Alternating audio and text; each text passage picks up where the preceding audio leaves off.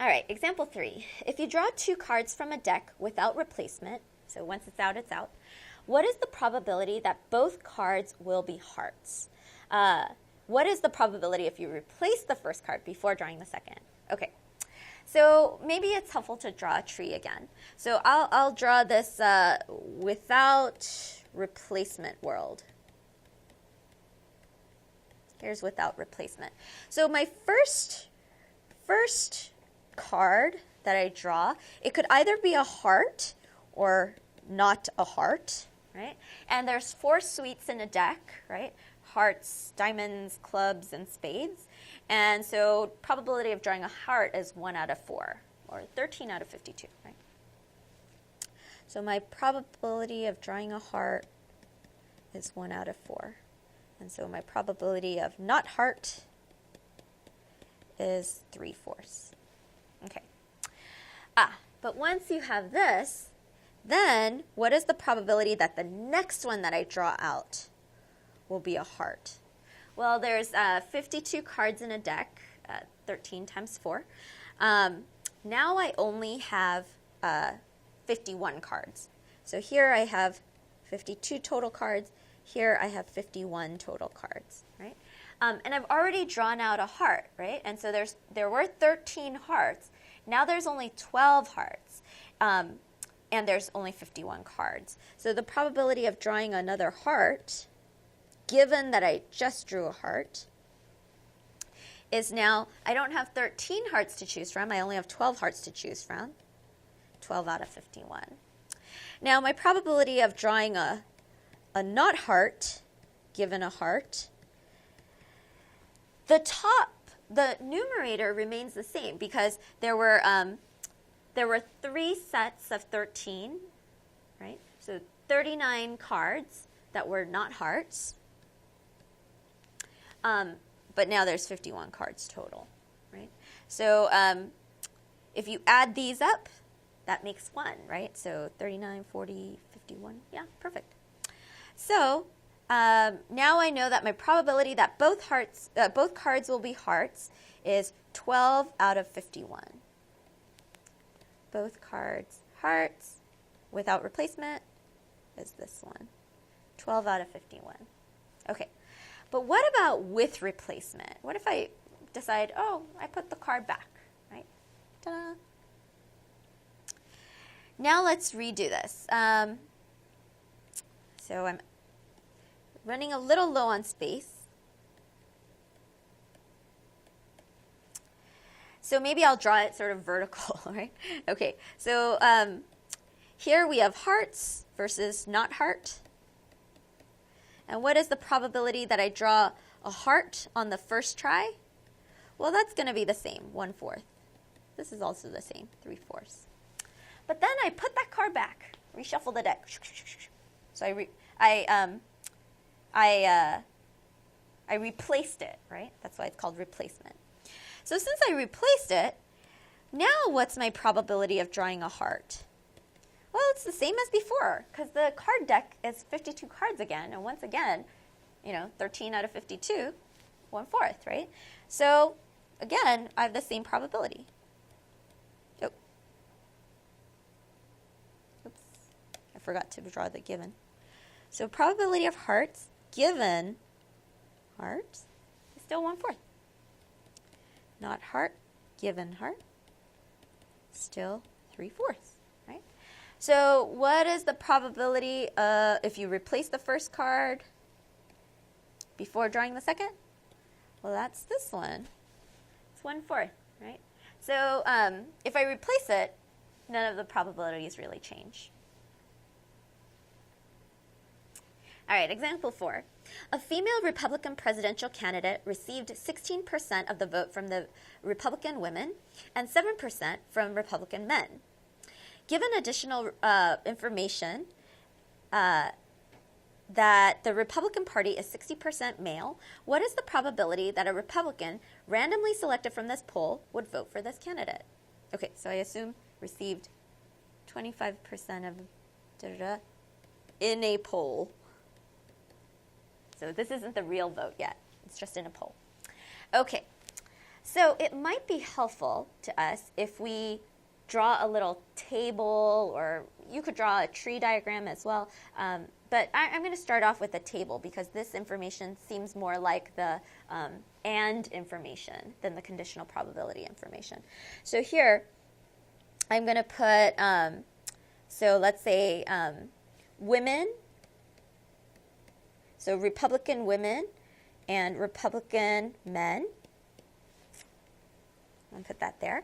And what is the probability that they'll say yes to this candidate versus no? Right. Okay. So 16% of Republican women said yes. So the percentage that said no is 84%. Only 7% of the men, so that's 93%. So most of the men are saying no. Given additional information that the Republican Party is 60% male, what is the probability that a Republican randomly selected from this poll would vote for this candidate? Well, to me, it helps me if I think about what the very definition of conditional probability is, right? So remember, we said the probability of, let's say, A given B is the probability of A and B over the probability of B, right? How likely B is. Well, here we know the probability of A and B, right? Actually, we know the probability of B, like let's say probability of how many men there are, as well as we know the probability of how many females there are, so 40%. And we also know some things. We know the and statements. We know that Republican women who voted yes. That's so. This is actually we know this part. Probability of voting yes, given that they're a woman. Probability of voting no, given that they're a woman. But we don't know the probability of A and B, right? If I go back to my question and I want to think, okay, eventually what I want to know is that if I pull out a Republican, I don't care if they're a man or a woman. I just care whether they voted yes, right? I just want to know that probability. And that's going to be the total probability. And so if I want to get that, I want to know the probability of female and yes added to the probability of male and yes, right? And that's going to give me the probability of yes, right?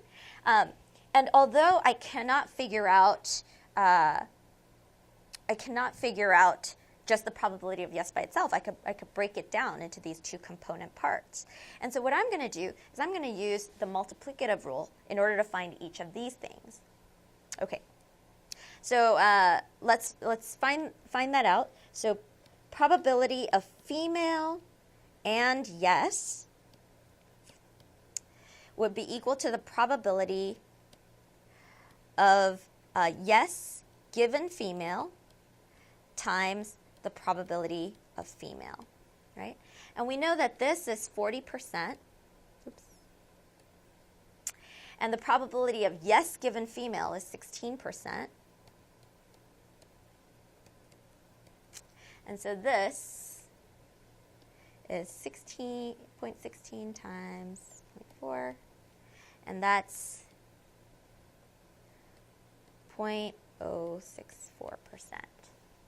So let's do the same thing with males. Oh, let me draw a line here. So now let's find the probability of male and yes. And so that would be the probability of yes given male times the probability of male, right?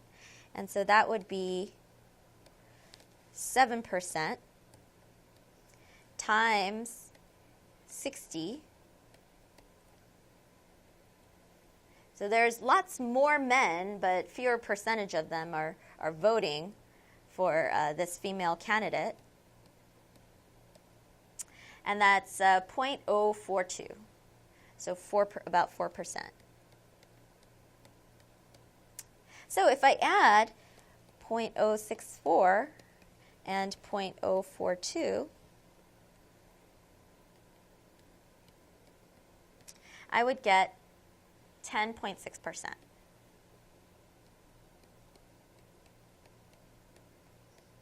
So what is the probability of a yes? 10.6%. There is another way you could do this. You could sort of think about this as weighted averages. And in that way, you eventually come out to the same idea. So you could think about weighting this with 40% and weighting this with 60%. And that gives you roughly the same idea, and adding those together. All right. So that is it for conditional probability for now. We'll come back to it when we talk about independent events.